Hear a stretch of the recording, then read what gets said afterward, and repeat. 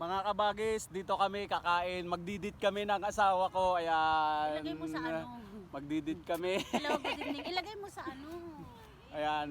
At dito kami kakain sa mini park.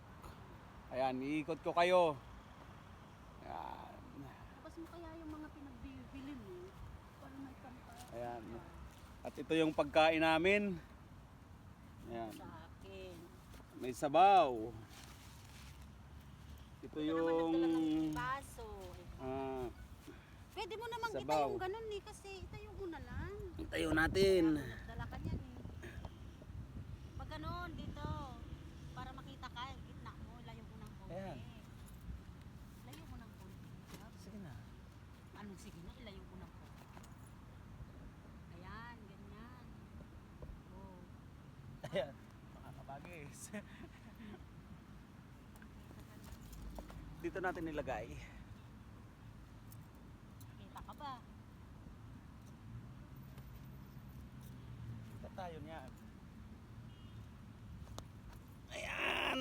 Ayusin ko lang yung ano namin. Ang dami mo namang kutsara. Dadalawa lang tayo.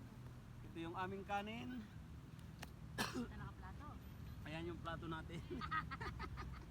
Ayos ka. Tatanggalin ko. Upuan mo. Mag-ano ka ng plastic.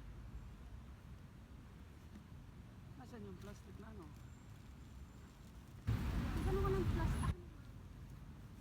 Diba, kain tayo. Kain tayo mga kabagis. Dito kami sa park. Mini park. Mayan tayo kumain. Kakain mo ba? Ubutin ka na. Ang dami mo naman plato. Plato mo. Ayan. Plato ng may gusto. Oh, diba? Yan lang ang buhay. Ano sa cellphone ko?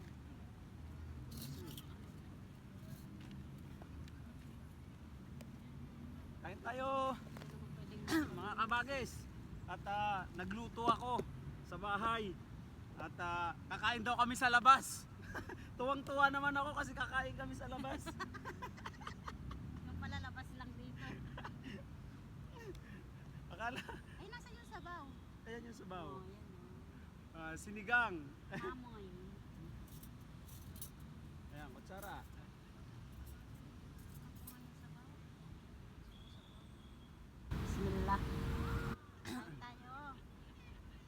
Mangan tayo. Kaabsat. May kain ka mangan tayo. Naimas, mga kabagis. Mainit pa. Nakakabuhay ng laman. Sarap. Saan ka pupunta? Ayan pagkain namin. Ayan. At Madilim lang sinigang. May ano kami, Pa-flashlight ako. si Cheria. Ayan, Flashlight ako. gaslightan mo. Ayan. Ayan ang aming pagkain. Ayan. Yan May lang. dalawang Sprite. Sa akin yung Coke, sa kanya yung Sprite. Ayan mga kabagis, please subscribe sa YouTube namin.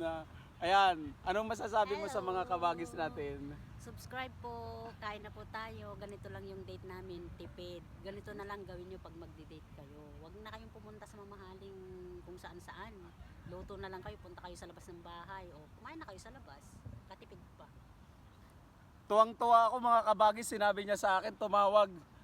Nasa trabaho siya. At kakain daw kami sa labas. Natuwa naman ako yung pala, sabi niya magluto ka.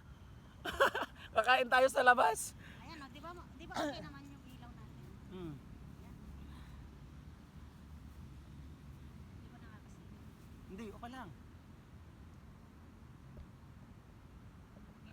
Kain na tayo. Ayan. Sarap. Kain tayo. Huwag lang malulobot yung cellphone.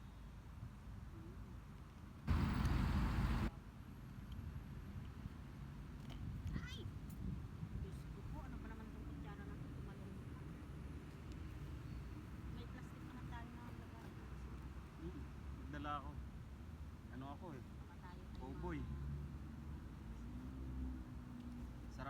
sinigang ko. Masarap Mas siya masarap to magluto. sa mga lutong restaurant. Siyempre, sarili mong luto. Pero masarap talaga siya. Yung gulay lang tayo. Gulay lang sa bawang. Dinamihan ko ng gulay kasi dinamihan ko yung gulay yung pagluluto ko ng sinigang kasi gulay life siya eh. Mahilig sa gulay ng aking asawa. Bahala ka sa karne. Basta ako sa gulay. Mahang yung sili. Nasaan yung tubig? Nandyan oh, ay nakaupo. Magkakamay lang ako. Magkakamay-kamay, kutsara naman. Kakamayin mo yung sabaw.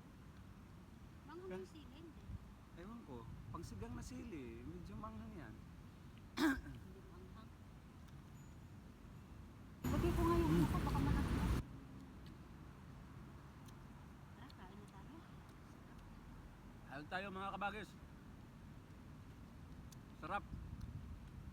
Sarap ng dip namin. Siyempre, ganito lang. Hindi na kailangan pumunta sa mga mamahaling kainan. Sarap. Pwede namang lutuin yung ulam eh. Pupunta ka sa restaurant, ang orderin mo, ganito lang din naman. Hindi, magluto na lang, tapos sa labas na lang kumain. Dinamihan ko lang ng kanin.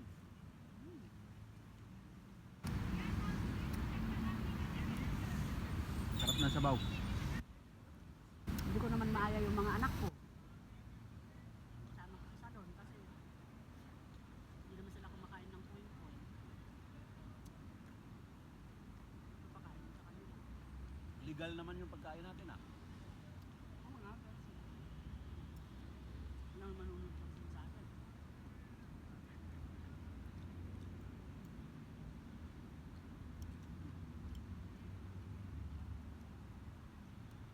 Sana sila kabandi.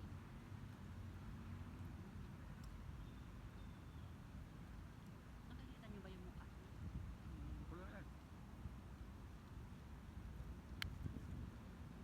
Gabi naman mauunawaan niya ng mga kabagis. Mga kabagis natin kasi gabi nandito kami sa labas. Ayan o, doon sila sa restaurant, kami dito sa labas. Pasensya na kayo kung hindi nyo kami makita sa sobrang dilim. Eh, maitim pa ako. Kaya kailangan ko ng ilaw. Para matanaw.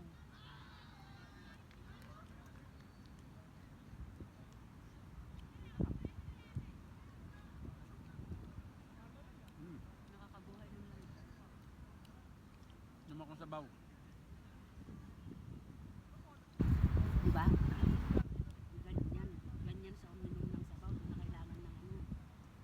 Hindi na kailangan ng ibang plato. Kasi yung isang plato na pag inuman niya ng sabaw, pinagpatungan ko yung cellphone. Ay, natumba Tumba. tuloy.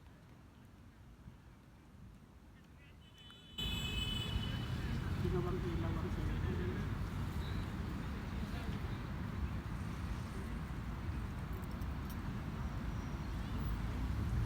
Sarap talaga pag ang ilalagay mong gulay yung litos sa sinigang.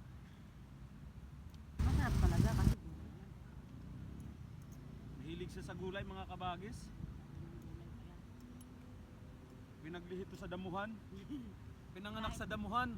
Kahit nga lang yung kulitis na tumutubo sa likod bahay, pwede kong iluto yun. Magiging ulam ko yun. Hmm.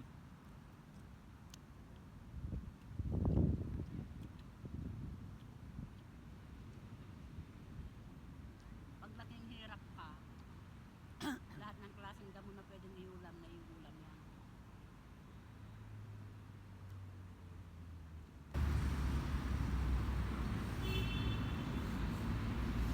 Tsaka mas nakakabusog ang gulay. Gulay is life.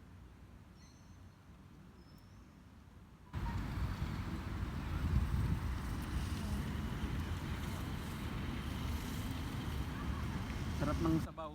Higup-higup lang. Hmm? Hmm.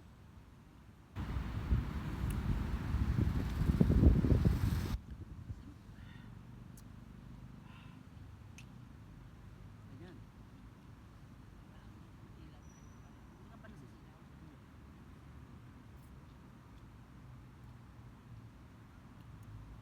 ano pa kami. May sitsaron. Sitsaron. Pagkatapos kumain, ito naman yung ano namin.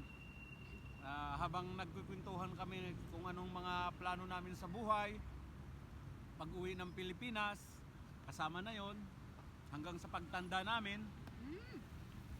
Yun. Yun, tumalsik tuloy yung ano.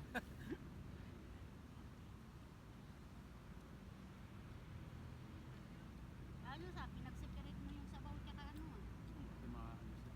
Iba talaga kapag ka nang marunong sa magluluto.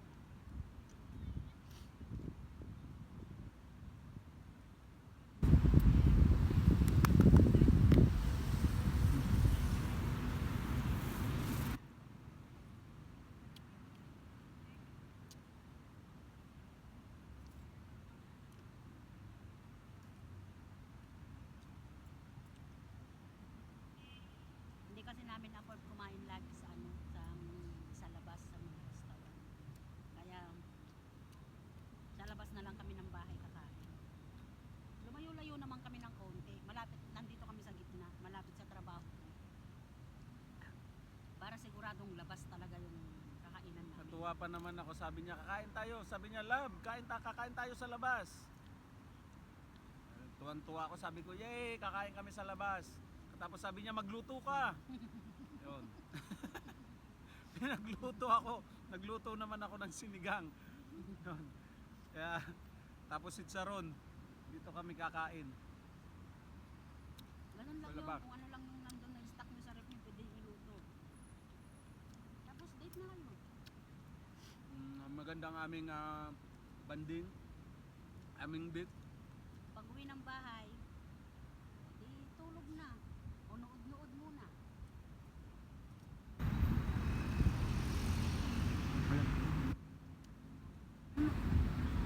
Tama na yung mga sa akin. Kabilang ulo ko, ano.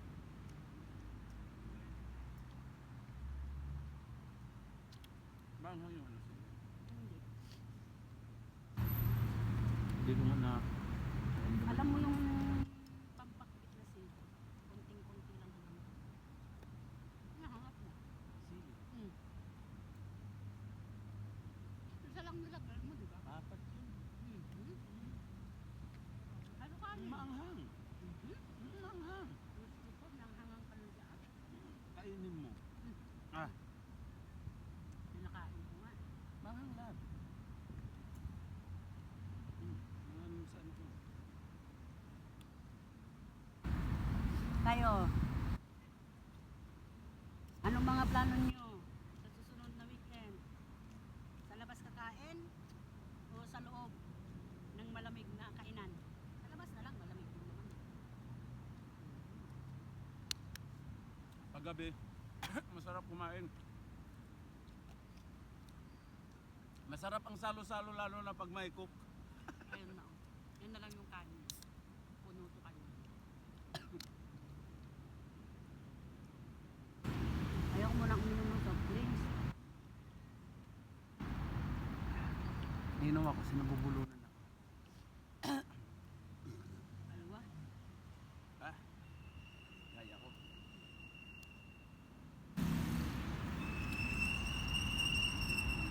Pwede pala kahit gabi-gabi ko. Pinalo tayo eh. Gabi-gabi, anong oras ka na umuwi? Umaga. Tumawag sa akin si ano, Laki. yung babae. Ang Mga tawag, di ko sinagot. Mm. Tapos nag-attempt ako na papasok. Nilamas ako, tukas. Sabi ni ate, where you go? Where you go? Sabi niya, you start to do the stair, ha? Stair? Hindi ko naman na, ano, what stair? In the building? Sabi ko, renovation? Yung ano, Mang No. Santa. The Philippines. Mm. Na ano ko na, sabi ko, finish. Sabi ko, start April 1 and 3. Like that. Sabi ko, sabi ko, I'm not sure. Sabi ko, wala akong idea kasi sabi ko nandito ako sa ano. Bumaba na ako. Nandun na ako, kinukuha ko na yung bike. Ngayon? Sabi ko, tinatamad talaga ako. Sakit ng mga katawan. Sabi ko, pagod-pagod ako ng 4 na araw. Tinawagan mo yung amo mo, message mo. Umakyat ako. Mm. Message ako. Sabi ko, sorry madam. Sabi ko, late message. I'm not feeling well. Yun. Hindi na gano'n. Kasi tumawag Bakit kasi hindi mga- mo sinagot? Hindi tumawag. Hindi ko sinagot eh. Hindi ko nasagot. Yung tawag niya kasi nasa CR. Narinig ko naririnig ko, nagre-ring pagpasok ko sa ano. Nareplyan ka naman. Hindi na nag-reply. Binabasa lang naman yung message.